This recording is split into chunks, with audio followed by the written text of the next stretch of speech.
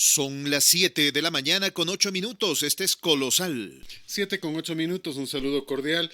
Está ya con nosotros a través del hilo telefónico el señor doctor Guillermo Bastidas, a quien le saludo de la manera más comedida. Guillermo, buenos días, bienvenido. Gracias por acompañarnos. Empecemos con algunos de los temas, ¿no? O sea, vamos a arrancar con algo que ha llamado la atención, ¿no? El viaje de Leonidas Issa hacia Estados Unidos. Odian el imperio, pero en cuanto pueden van allá. Y fue para lanzar un libro que se llama Explosión, me parece. Pero es un libro en el que muestra a las claras la ideología y lo que ellos pretenden con Ecuador, convertirnos en otra Venezuela. Arranquemos por allí. ¿Qué te pareció este tema? Me pregunto yo, ¿por qué no van a visitar Venezuela, Cuba, que supuestamente Bolivia, que son los paraísos socialistas en este instante, y van a Estados Unidos? Bienvenido, doctor, un placer escucharte. Sí, muy buenos días a nuestras amigas, amigos de Radio Colosal en la provincia de Tungurahua, en la zona central del país, en el Ecuador y a través de las redes a nivel mundial, mi querido Fernando y mi querido Ramón. Bueno, cuando se viene un proceso electorero y electoral, los vampiros se visten de santos y los demonios se visten de profetas. Obviamente no hablamos del movimiento indígena a nivel nacional, por quien todos guardamos un respeto y una consideración como organización social. Hablamos de un señor llamado Issa, es como lo identificamos, y obviamente Leonidas Issa va por el comunismo indoamericano. Es una persona que ha creído desde hace mucho tiempo en el comunismo indoamericano, no como parte del progreso y el desarrollo de los pueblos indígenas, sino como candidato a la política a mediano y a largo plazo. Este comunismo indoamericano, que ya lo ha demostrado, caduco, ortodoxo, mentiroso, esclavista, que ha llevado a los pueblos que lo han intentado reivindicar con este término de comunismo entre comillas, al mismo tiempo han llevado a los pueblos a la debacle y al caer en lo más profundo de la pobreza, la miseria y la explotación. Claro que los, entre comillas, líderes comunistas o los escritores sobre el comunismo se han beneficiado de todo aquello. Y tenemos claros ejemplos de los que han seguido el proceso hacia el socialismo y que dicen que están hacia el proceso del comunismo. Personas que mientras el pueblo no tiene para el azúcar y el arroz, ellos desayunan pavo fileteado, salmón fileteado, caviar, el negro y el rojo, leche, fruta picada. Mientras tanto, el pueblo ni siquiera tiene para sus medicamentos y para salir de la pobreza y poder desayunar al menos un agua de panela con un pedazo de tortilla. Entonces, para estos sujetos que han estado pululando y acercándose al poder de estos pseudo social comunistas como Maduro, Mariátegui y muchos teóricos del comunismo, saben, el mismo Ortega también, saben que en el poder van a tener todos los beneficios que establecen estas ideas que en el siglo XXI son caducas, cadentes y ociosas. No necesitamos nosotros entender tanto el proceso, pero es la comunidad la que va viendo actos que me parecen hasta deleznables. Circula un video sobre un grupo de niños hablando sobre el comunismo. Y no es que los niños no puedan hablar del comunismo, pero en eso tenemos que ser bien claros las personas que sabemos, entendemos y hemos estudiado sobre conducta humana. El pensamiento abstracto, que es el pensamiento que pide, o es el pensamiento que analiza los conceptos, las proyecciones, la definición sobre comunismo, social comunismo, o democracia participativa o inclusión social, es el pensamiento que se desarrolla a partir de los 12 años de edad. Acabo de ver a la madrugada un video que lo podrían buscar ustedes, sobre una convocatoria que están realizando, un grupo de niños a un levantamiento social y a recordar el 9 de octubre con combatividad.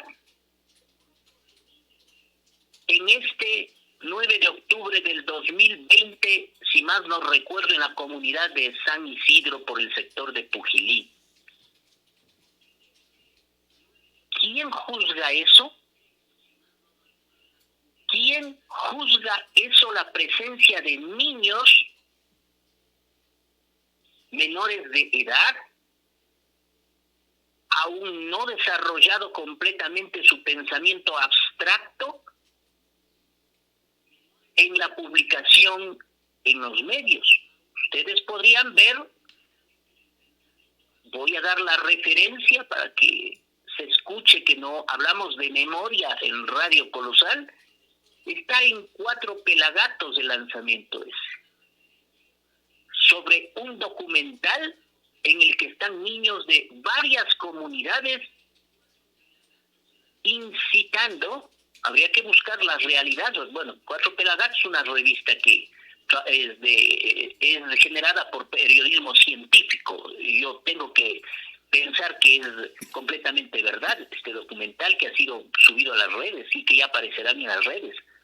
Entonces, si encontramos a seres humanos que manejan y manipulan a niños para una convocatoria a una rebelión, ya podemos imaginarnos lo que sucede al momento. Pero repito, esto no es del pueblo indígena. Esto no son las organizaciones indígenas. Son unos 2 o 3 trasnochados que andan siempre pensando ni siquiera en el progreso de América Latina, ni siquiera en la formación nuevamente del Tahuantinsuyo o de la Mashua, sino que simplemente quieren llegar al poder para satisfacer sus propios intereses. La pregunta, sin embargo, mi querido Guillermo, es cómo el señor Vargas, el señor Issa y compañía pueden ir y venir. Se van de viaje como cuando el pueblo sale a tomar bus para ir al centro. O sea, ¿de dónde sale el dinero con el que se movilizan los supuestos sectores desposeídos, entre comillas, o los líderes de estos sectores desposeídos. Rinde el tractorcito, rinde la maquinaria, supongo que tiene el señor Vargas, de lo que conozco, para alquilarla a los mineros. Y uno termina diciendo, bueno, no dicen que están en contra de la minería, ¿cómo mismo es? Mi querido Fernando, ese es el doble discurso justamente de estos politiqueros que están ya incluyéndose de una manera muy vertiginosa en las sagradas organizaciones sociales. Politiqueros encontramos en todas las organizaciones sociales. Y nosotros bien supimos de que a raíz de todos estos levantamientos, mientras el pueblo sí de veras protesta, porque no vamos a desconocer, y repito, mi expresión no es contra mis hermanos indígenas, los considero hermanos no de palabra, sino de nacionalidad, porque aquí que no vengamos que somos algunitos españoles como se creen.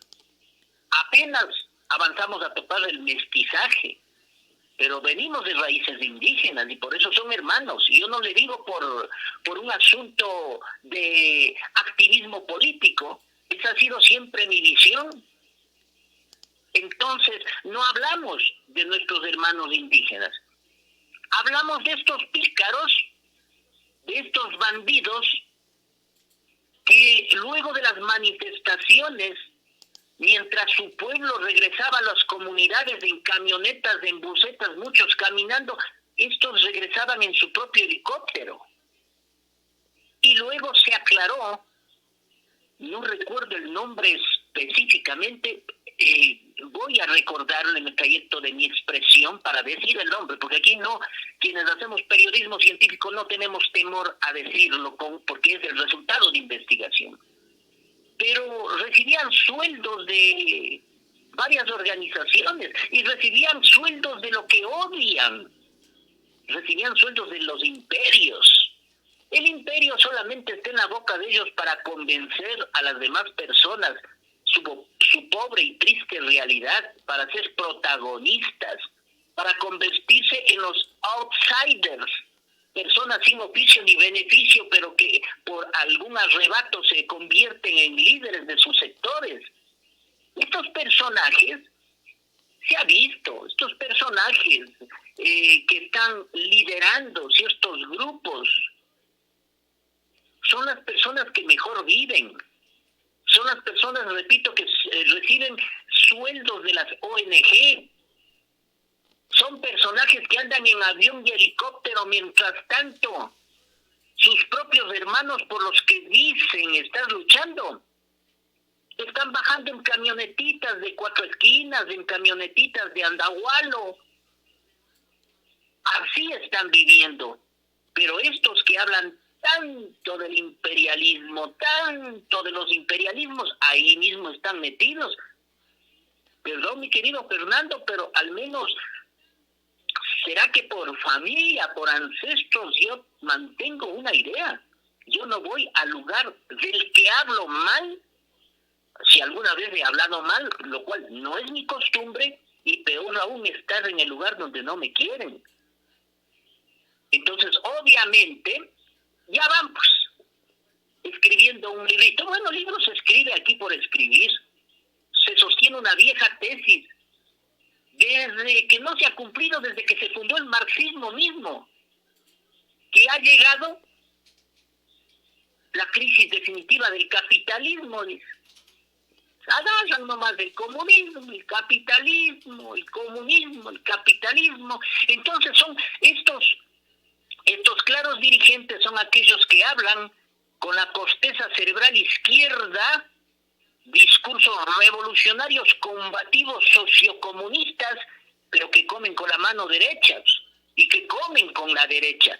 Entonces son personas que no deben al menos estar dentro del miramiento de los futuros electores, porque estos son un verdadero caos. Y aquí en América Latina, aquí en el Ecuador, acá no puede llegar el comunismo. Acá no puede llegar el comunismo. Nosotros no queremos estar migrando luego a Colombia y a Venezuela, escapándonos como profesionales, sin tener ni siquiera para comprar pañales, sal, azúcar, pañuelos, jabón, papel higiénico, porque ese es el mensaje que ha llegado de estos países donde el pseudo comunismo ha hecho su septiembre en octubre, ¿no? La decisión de eliminar los subsidios a los combustibles fue uno de los grandes pretextos para el movimiento o la movilización que se dio, el estallido octubrino que se llama, del decreto, si mal no recuerdo, 883. Entonces, ahí se habló también de la inviabilidad del capitalismo. Ya, pues hagan una propuesta nueva. Ya pienso que los líderes deben plantear una nueva propuesta. Ya esa vieja, viejísima, añeja, caduca y hasta antipática idea del capitalismo y del socialistismo y del comunistoide ya deben desaparecer. Pues aquí necesitamos una sociedad a servicio del pueblo, en donde lo prioritario sea la honestidad, el trabajo sin corrupción, que los jóvenes estudiantes de los bachilleres tengan un cupo en las universidades, que sea responsabilidad del Estado, el nivel superior, es decir, también el estudio universitario, que los jóvenes tengan un proceso de inclusión verdadera, que los adultos mayores reciban sus cuotitas luego en su vejez, luego de haberse, luego de que hayan terminado sus funciones laborales, luego de su jubilación. Es decir, necesitamos hospitales activos, que no nos vengan con el viejísimo discurso aquí del comunismo o del socialismo o del marxismo que los mismos marxistas no han cumplido y peor aún han creído, han hecho todo lo que se les ocurre, todo lo contrario, mi querido Fernando. Me quedo pensando justamente en este tema y por ejemplo, lo que te decía hace un instante, esto de viajar, el pueblo tiene que saber de dónde sale la plata y cómo sale, cómo se financia en tanto viaje. Uno, dos, me quedo pensando en este tema de lo que estamos hablando y uno termina diciendo, bueno, ¿cómo vamos desmitificando todo este tema? Porque anunciar una paralización para los siguientes días es realmente un abuso porque el país perdió varios miles de millones de dólares en octubre del año pasado. Estamos pretendiendo salir de una pandemia y que se les ocurra esto es terrible. Le agregamos algo más. El presidente de la República nos informa que ya llegó el primer desembolso del Fondo Monetario Internacional. Y lo primero que hizo con ese dinero es pagar 1.400 millones de dólares al IES para que los jubilados tengan dinero. O sea, ¿qué nos está pasando? El IES es la entidad que tenía que pagar esos dineros. ¿Nos va a pasar lo mismo en el ISPOL? O sea, no hay plata, entonces el gobierno pone la plata. Nos van a seguir robando descaradamente y al final el gobierno, que no es del gobierno, sino es del pueblo, somos todos, van a terminar pagando la factura. Porque estos 1.400 millones de dólares que ya los ha puesto, dice el señor Moreno, en el IES, pues quien va a pagar la factura es el pueblo. ¿Qué mismo nos está pasando? Porque expliquen qué fue lo que ocurrió para que haya tenido el gobierno que poner 1.400 millones ayer para pagar sueldos a jubilados. Sería interesante que nos digan, ¿no? Mi querido Fernando, todas estas incongruencias son el resultado justamente de el poco interés que el pueblo mismo pone sobre la política y sobre los asuntos políticos. He escuchado en este tiempo que me gusta dialogar con mis amigos y que ha habido más tiempo para dialogar. Este tiempo de pandemia ha sido un mejor tiempo para dialogar porque nos llamamos por teléfono y conversamos. Y he conversado con gente muy honesta y muy proba, que la hay a nivel nacional y en la provincia de Tungurahua. Y me han dicho que no quieren saber de política. Y es que es un lindo trabajo realizado por estos mismos politiqueros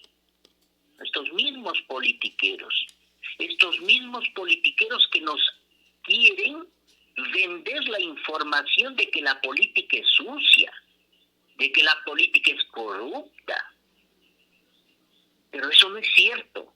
La política es el arte de servir a un pueblo. Los politiqueros son los diferentes, porque dentro de los politiqueros hay toda esta corrupción, esta corruptela, esta mentira, este engaño. Ya hemos recibido, aquí tenemos el clásico ejemplo de ISA y todos estos dirigentes que no representan a veces ni a su propia familia, y que se den de líderes. Y ese es el verdadero problema. Entonces, ya hemos recibido del Fondo Monetario Internacional, según los anuncios. El domingo mismo manifestó el presidente de la República que llegarán los primeros 2.000 millones de financiamiento del Fondo Monetario Internacional. Yo tenía entendido que justo lo que tú manifiestas eran 1.200 millones, pero él habló de 2.000 millones financiamiento del Fondo Monetario, de un total que va de 6 a 7.000, que espera llegará en los próximos 27 meses. Eso significa, a cuentas de buen cubero, 2 años y medio. Es decir, hay un poquito que nos está prestando el Fondo Monetario Internacional y que luego llegará el resto. De acuerdo a los datos de finanzas, todo esto serviría para el pago, al menos, de estos 2.000 millones, para el pago de una deuda que tiene con el Seguro Social. Dice, tenemos que pagar aproximadamente unos 17.000 pequeños y medianos proveedores, lo cual equivaldría a $500.000. Para centros de desarrollo infantil, otro porcentaje. Para los gobiernos seccionales, otro porcentaje. Para los trabajadores despedidos, otro porcentaje. Jubilación y devolución de impuestos, el otro porcentaje. Créditos para reactivarte en el famoso proyecto Reactívate. En eso dicen que se va a invertir los primeros fondos. Es decir, lo que no se debe hacer en economía, macro o microeconomía. Hablaba de eso un famoso economista de la Universidad de Harvard. Lo peor que un pueblo puede hacer es sacar préstamo para pagar préstamo. Lo que debe es, en lo posible, disminuir la cantidad de préstamos y poder subsidiar, mediante varias medidas que existen, el pago de la deuda que ya se convierte en una deuda, lo que siempre se ha dicho, deuda impagable, deuda inmoral. Pero es que tampoco no es ni inmoral, porque justamente es con la alcahuetería de estos políticos. Para subsanar algo, 200 millones del Fondo Monetario Internacional. Y el Fondo Monetario Internacional obviamente debe poner sus normas y sus reglas, estemos o no estemos de acuerdo. O sea, es como si yo voy a un banco y pido préstamo al banco y el banco me va a poner una normativa.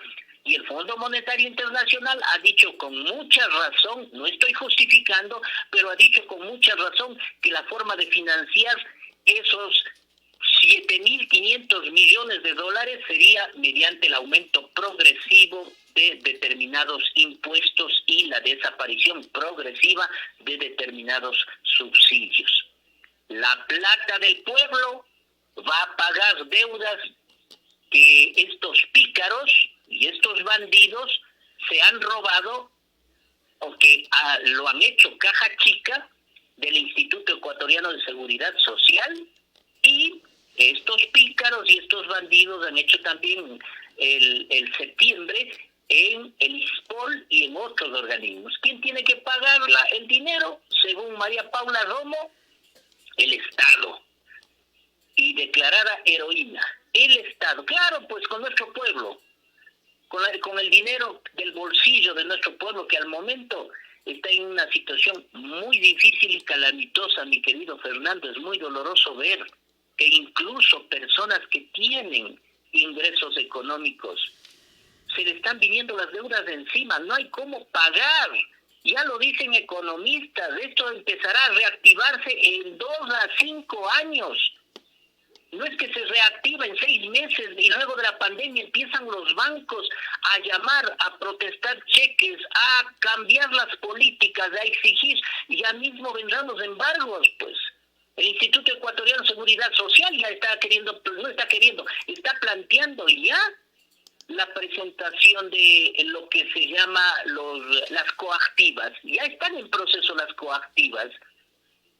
Entonces, ¿qué se ha hecho? Una ley humanitaria que no ha servido para nada. Así que todas estas declaraciones en lo que se va a invertir los 2.000 millones, no existe yo no veo ahí un objetivo así claro, concreto, sino pequeño para medianos proveedores. Pagarán a las clínicas, pagarán a los lugares donde el gobierno se endeudó, centros de desarrollo infantil, ¿a cuáles dirán? Gobiernos locales, trabajadores despedidos. Es decir, es bonito pagar a trabajadores cuando el dinero del que pagas no es de tu bolsillo, sino el de los demás. Todo esto en base a un préstamo que tendremos que pagarlo los ecuatorianos mismos, ya no nosotros, sino nuestros hijos o los hijos de nuestros hijos, lo cual es completamente lamentable, pero a eso nos llevan estos politiqueros que se andan hablando de comunismo, porque este es el resultado de los miles de millones también que desaparecieron en el gobierno del MASHI, las políticas inacertadas del MASHI, el haber desaparecido los fondos emergentes que se venían manteniendo desde la época de Sixto Durán Ballén, si más no recuerdo, y que se supone eran fondos intocables. Entonces, todas esas cosas son el resultado de estos avivatos, de estos outsiders que escriben libritos sobre el comunismo en un siglo en el que el capitalismo, el comunismo, ya no tiene razón de entrar a una mesa de negociaciones. Aquí se necesitan seres humanos capaces, intelectuales, seres humanos con un poder de visión, no para las próximas elecciones, sino para las próximas generaciones, mi querido Fernando. Me quedo pensando en esos temas y en una publicación de Hernán Dávila Yepes que habla de la importancia de la fe pública y nos muestra la cédula con la que Arauz se presentó a inscribir su candidatura a la presidencia de la República.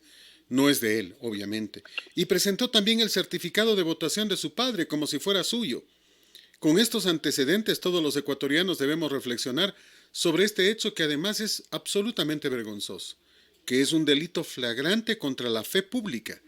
Muchos dicen, no, es que no pasa nada, es algo, una equivocación, un error. Mira, este es un delito que es sancionable y es inexplicable y ciertamente vergonzoso que un candidato presidencial haga esto. Tiene el carácter de imperdonable. O sea, un candidato presidencial, inclusive por sus connotaciones a todo nivel, es una falta de respeto pública notoria e indican el poco apego a las leyes y al código de la democracia. Esto nos muestra al sujeto como poco confiable, descriteriado y sobre todo irresponsable. Y este irresponsable quiere ser el presidente de la República. Oye, esto es terrible, terrible. Esta es una actitud ilegítima de lesa patria, porque el Consejo Nacional Electoral de Atamaín se fue contra el honor, la soberanía y la seguridad del Estado, utilizando precisamente este cuerpo colegiado para interpretar en forma sui generis y no con el blanco y negro de las leyes del Código de la Democracia, generando una trafacía con la que le permite hacer lo que quiera al movimiento correísta. No estamos en contra de nadie. Mucha gente dice, es que tienen que participar y hay que ganarles en las urnas. Yo no estoy en contra de que participen, pero igual que cualquiera, para participar tiene que cumplir algunas normas, reglas, reglamentos, y se saltaron todo. Perdóname, pero para entrar al Consejo Nacional Electoral, yo tengo que entregar mi cédula, si no, no me permiten ingresar, pues. Para ser candidato a la presidencia de la República presento cédula de otro y el certificado de votación de mi papá. O sea, ¿qué nos pasa? Esta es una ridiculez. Esto inclusive, esta interpretación como expresión jurídica ipso jure no existe y se ha prevaricado. Se ha prevaricado yendo contra la ley. Esto es sancionable con 3 a 5 años de prisión porque ha sido claramente cometido en flagrancia, en conducta pública y con un descaro total. O sea, es hora de que esto no se quede allí. Y uno termina preguntándose, bueno, ¿y qué pasa? Hay ya un plantón, una convocatoria para ir al CNE a insistirle a Tamaín, Cabrera y Acero que se vayan. Este plantón ciudadano está previsto, está considerado para el día jueves, me parece. Ya voy a revisar exactamente, pero ya es hora. Viene siendo hora de parar tanto abuso. Y la pregunta es, ¿y por qué los partidos políticos? ¿Y por qué los candidatos? ¿Y por qué el gobierno no dicen nada? ¿Están de acuerdo con lo que está haciendo Atamaín, destruyendo la democracia? ¿Están de acuerdo con el fraude que se está alistando ya? ¿Qué opinas tú? Mi querido Fernando, aparte de que en la politiquería existe rabo de paja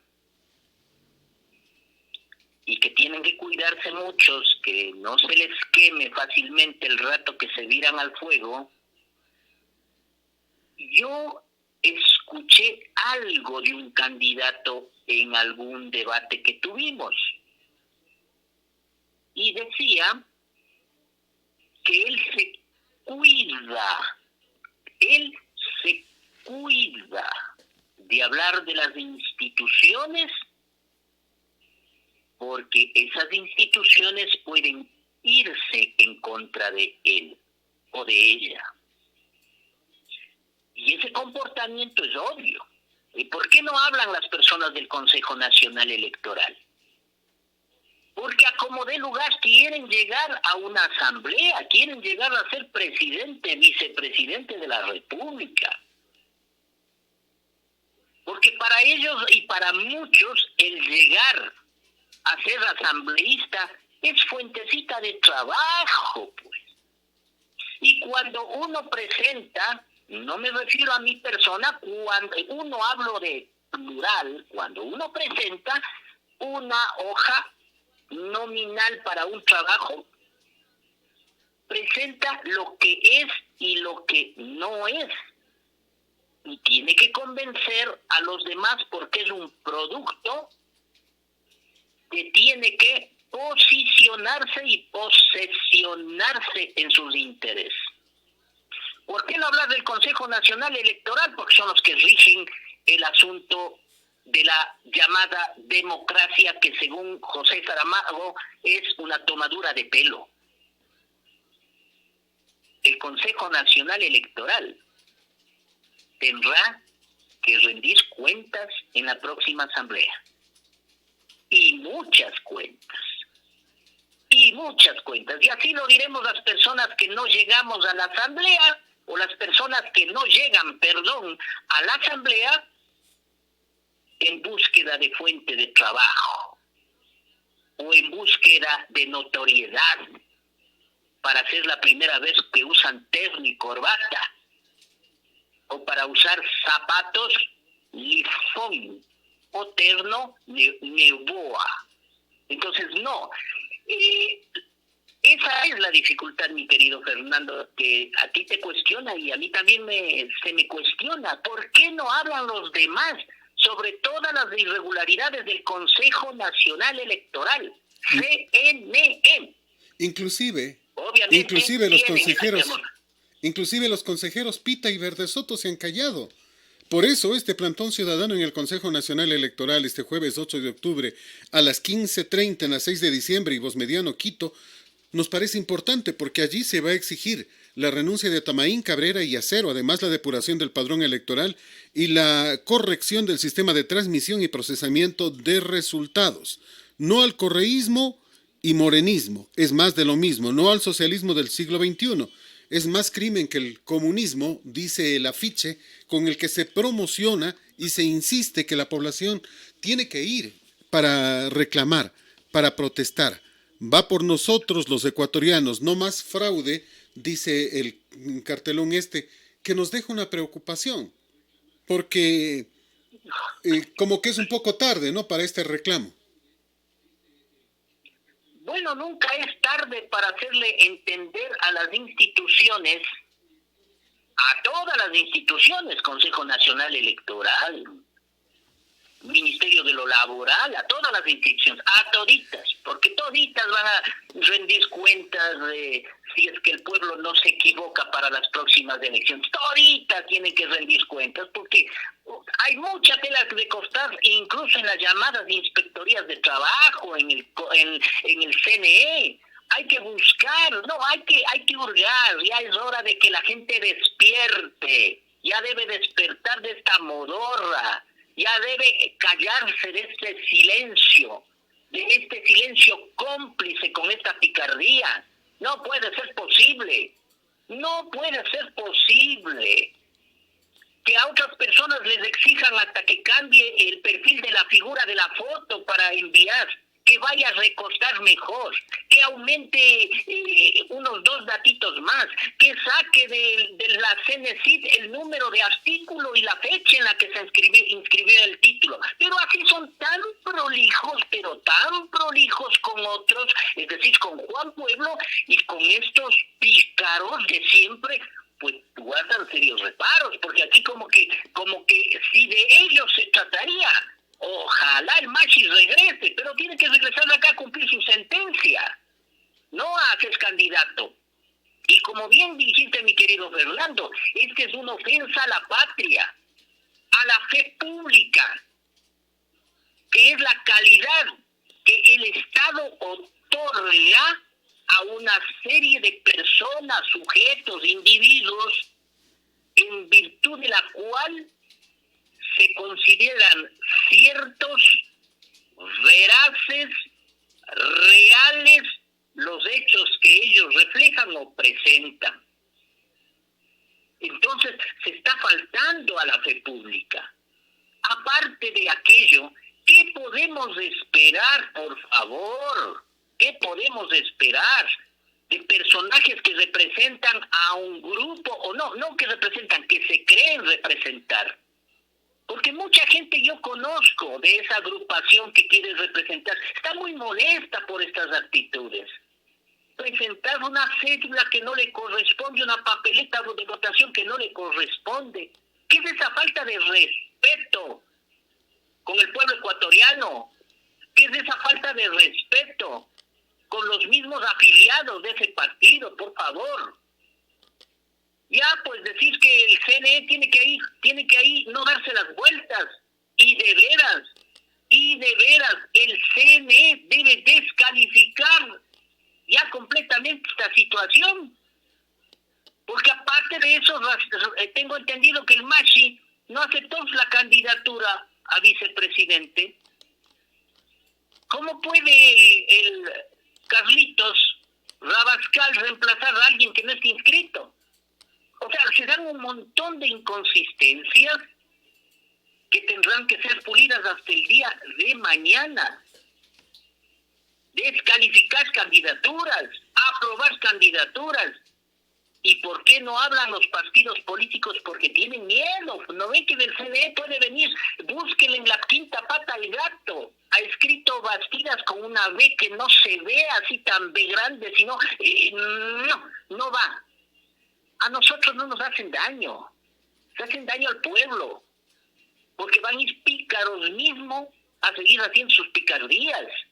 Entonces, eso lastimosamente tendrá que responder pues la persona que preside el Consejo Nacional Electoral, y con ella, él, quien sea, tendrán que responder todos los que están junto haciendo y deshaciendo de las leyes.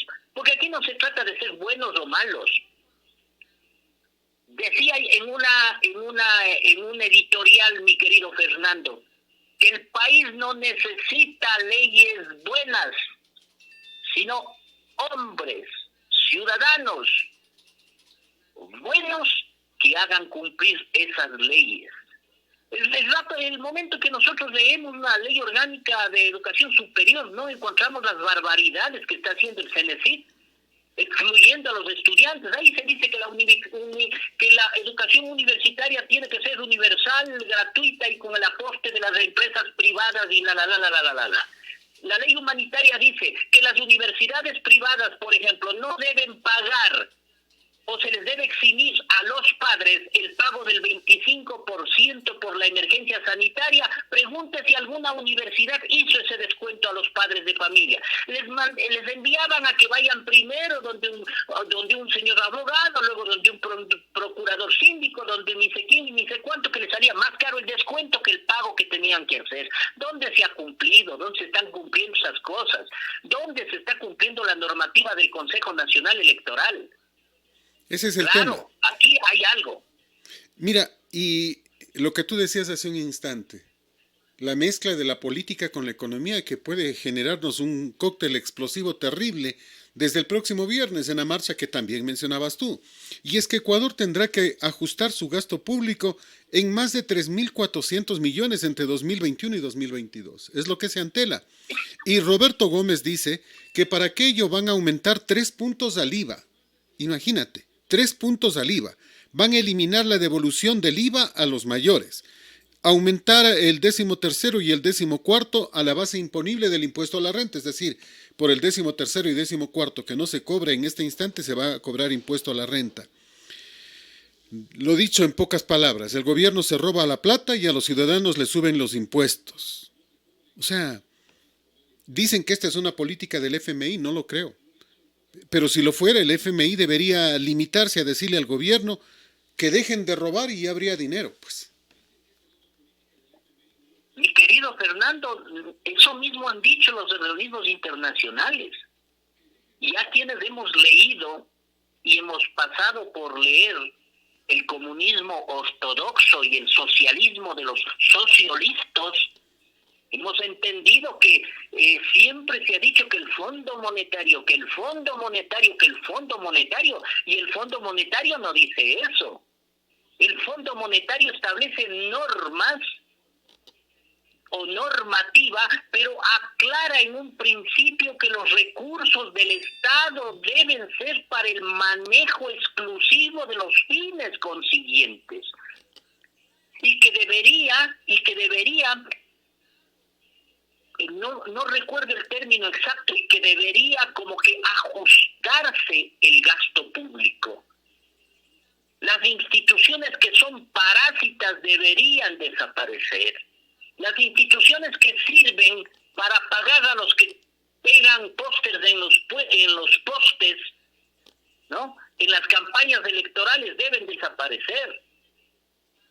Entonces, todas estas instituciones que se crearon, me acuerdo, había una institución que lo dirigía Ehlers, en la que se sentaban a las 10 de la mañana a hacer con un pedazo de manzana y un pedazo de guineo, abrazarse en un árbol y ganando dinero, que les sirvió para viajar por todo el país. Todo eso debe irse recortando. Hay instituciones aquí parásitas. ¿Cuánto se despilfarró en la famosa Universidad Yachay, que se dedicó a investigar el número de arrugas que tenía el ala del mosco tsetse? Y sin embargo, ¿qué se hizo por nuestro país? En vez de fortalecer con ese mismo dinero las universidades ecuatorianas para que no se queden nuestros estudiantes fuera de las universidades y que estén estudiando con esos fondos de una institución llamada Yachay que no sirve para Yachay, pues.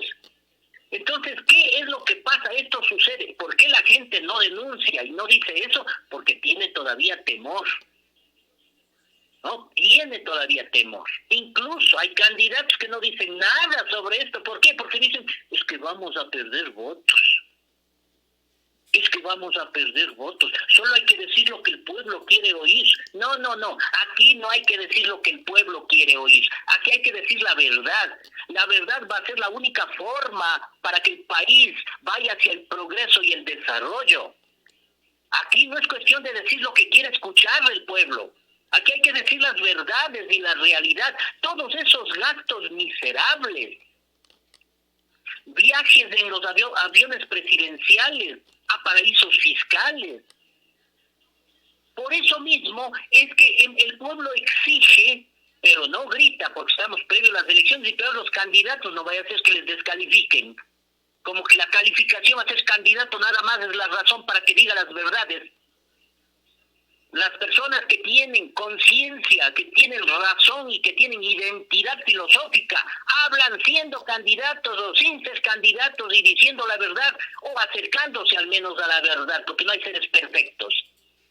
Y entonces aquí hemos tenido un montón de circunstancias que son terribles gastos para nuestro pueblo, despilfarro de dinero, cuentas no claras. ¿Cómo puede ser posible que en nuestro país no se dé trámite? Ahí les vemos a los señores de la Asamblea, sin aprobar la ley de extinción de bienes. Sin aprobar. ¿Por qué? Porque el 40-50% de asambleístas están en este momento vinculados con alguna actividad irregular, pues. Entonces no se pueden hacer ni harakiri, ni se pueden acercar mucho al fuego porque se les quema ese rabo de paja que tienen. Y ese es entonces, uno de los todo temas. Esto va sucediendo. Porque, mi querido Fernando, a pesar de que es un logro el que se haya puesto a ciertos pícaros de este país, 6 años, 5 años, 7 años, 8 años, como dice mi mamacita, ¿y ahora? ¿Y qué hago yo con eso? Deberían devolver los millones que tienen estos invertidos allá en centros comerciales, en Bélgica, en Italia, en Francia, aquí en el Ecuador mismo. Eso debería volver ese dinero para restaurar en salud, en educación de este pueblo maltratado de mañana, tarde y de noche, y con tremendas deudas encima, y ya mismo los bancos vienen con sus expropiaciones, con su pago de la deuda inmediata. Y bueno, aquí le quito esto porque ya le hemos seguido el respectivo juicio de coactivas. Eso necesitamos nosotros. El discurso de que mandaron a la cárcel viva y somos grandes y 3 o 4 personas que salieron en todos los diarios ahí alzándose las manos, no pasa nada, aquí no pasa nada. Aquí necesitamos que esos corruptos devuelvan la plata. Devuelvan la plata, porque esa va a ser la única razón para que no vuelvan a robar, porque saben que tienen que devolver. Y eso se garantiza con la ley de extinción de dominio. Perdón, la ley de extinción de dominio, que en otros países se denomina de bienes mal habidos, y que solamente el Ecuador, creo que de América del Sur, es el que no tiene. Me quedo pensando en algunos temas. 600 y pico de contagios el día de ayer. Lo dejé casi para el último porque este es un tema que nos sigue preocupando. 600 y pico de contagios en un solo día. Es decir, el COVID no se fue, sigue estando presente, pero al mismo tiempo siguen estando habilitados autobuses en los que la gente va como sardinas, sigue convocándose a la gente y uno termina diciendo, bueno, ¿y qué vamos a hacer después? ¿Cómo vamos a solucionar el problema? Nuestras autoridades parece que no entendieron qué es lo que tienen que hacer con la finalidad de evitar que el COVID siga cobrando más vidas, pues. Mi querido Fernando, el ministro de Salud Pública sí sabe, y eso es lo más grave. Las autoridades del país sí saben, porque para eso tienen organismos aquí en Quito mismo, la OPS y consultores de la Organización Panamericana de la Salud. Sí saben, el presidente sí sabe. Las personas que están trabajando para ellos sí saben, y está clarito, la Asamblea sí sabe. Sí saben que la pandemia no se ha ido del país. Sí saben que el COVID-19, SARS-2, está agazapado, escondido, como ese toro mañoso, batiendo las patas y levantando polvo a los descuidados. Hace 3 días, 2 personas que reciben la consulta de mi parte me contaron la muerte de 2 familiares en la ciudad de Quito. 2 personas. Entonces, no es que se ha ido. Lo que pasa es que el gobierno cuadró la ley humanitaria con el fin del estado de excepción. Tenían que coincidir en fechas, porque había una presión formidable de la banca, de las empresas, para acabar con el estado de excepción. Y acabaron el estado de excepción como lo hacen los politiqueros. ¿Cómo lo hacen? Que entendamos el pueblo de que aquí no pasa nada. Tanto era así que la algarabía del 13 al 15 desencadenó buenas borracheras aquí en la ciudad de Ambato.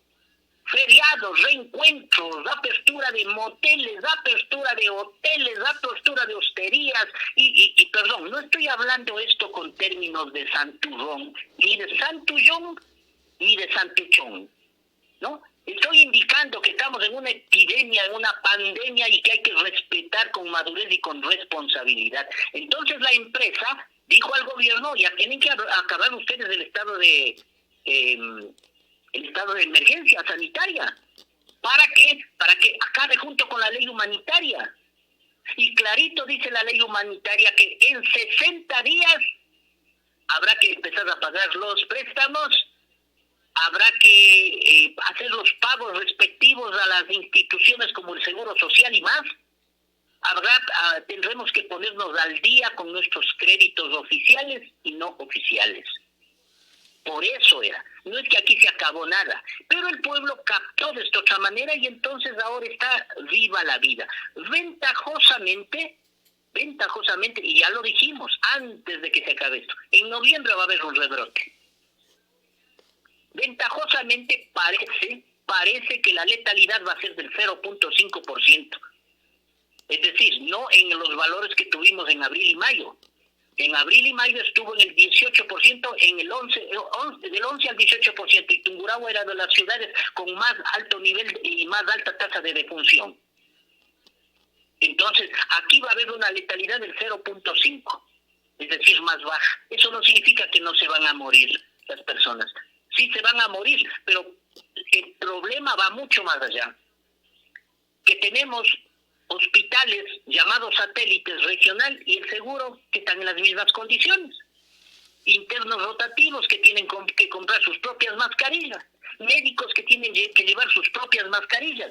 Falta de equipos de bioprotección. Es decir, los mismos problemas con una nueva arremetida del COVID, que es lo que da la gravedad. Mi querido Fernando, mi profesor de neumología, el doctor Rodríguez, solía decir: gripe en los países desarrollados, neumonía y muerte en el Ecuador y en América Latina. Son las condiciones socioeconómicas las que pueden desencadenar que ese 0.5 de letalidad se transforme en algo más grande. Por eso es que tenemos que cuidarnos, tenemos que protegernos. Aquí no se ha terminado nada. Se calcula a nivel de los virólogos, la Sociedad de Virología Mundial establece que para hablar de una posible reactivación económica en primer lugar, no es que se reactivan económicamente como muchos señores piensan de los bancos, de las empresas y todo, que uno se reactiva a los 2 o 3 meses. No, 2 a 5 años necesitamos para reactivarnos económicamente. Y que el virus posiblemente permanecerá un buen tiempo y que tal vez permanezca como el SIDA, es decir, que tengamos que cubrirnos, cuidarnos, porque además, que sea cierto, las primeras vacunas resultaron desastrosas y tuvieron que incluso impedir la realización porque producían efectos neurológicos gravísimos. Ahora tenemos vacunas de los chinos, y yo a los chinos francamente no les creo desde que dijeron que el COVID salió de un ceviche de murciélago, no les creo desde ahí. Y peor aún que una vacuna pueda aparecer a finales de este año, que ellos ya dicen que están produciendo 1.100 millones ya de vacunas. Es decir, la situación va en eso, cuidarse, protegerse y dejarles a los políticos que anden en su autocuidado, en su semaforización amarilla, verde, rojo y en todo eso. Pero denunciar, porque eso es importante, mi querido Fernando. Hay que seguirse cuidando del fenómeno llamado COVID, porque el COVID está con nosotros, la pandemia no se ha terminado. Eso fue una táctica empresarial, banquera, la terminación de la emergencia sanitaria para que coincida con una ley humanitaria, que de humanitario solamente tuvo el concepto bien bonito ahí en la parte superior de las páginas, mi querido Fernando. Y ese es el tema. Mi querido Guillermo, como siempre, es un gusto. Gracias por compartir con nosotros. El tiempo es nuestro peor enemigo. Muy buen día. Gracias, mi querido Fernando. Este es Colosal, la que sí le dice la verdad.